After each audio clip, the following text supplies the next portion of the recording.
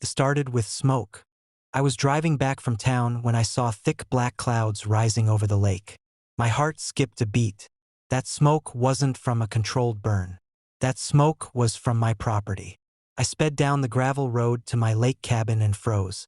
Flames were licking the roof, the walls collapsing inward. Karen stood nearby with a fire extinguisher in hand, but she wasn't using it to put out the fire.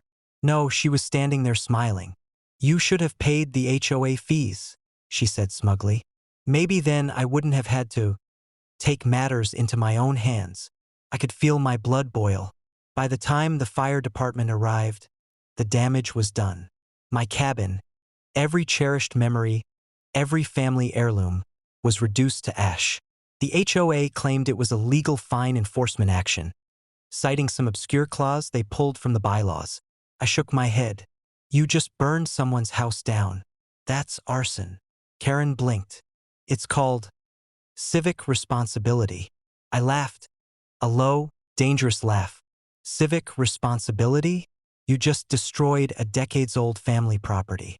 You have no idea who you're messing with." I didn't panic. I didn't call them names. I called my attorney and documented everything. Pictures of the charred ruins, videos of Karen laughing, and a full list of stolen or destroyed items. By the next morning, we filed an emergency lawsuit: arson, property destruction, trespass, and harassment. And then I made a few calls. Within hours, federal agents were on my property. Karen's smug smile disappeared as SUVs rolled up the gravel road, men in tactical gear stepping out. She tried to hide, but cameras captured every move.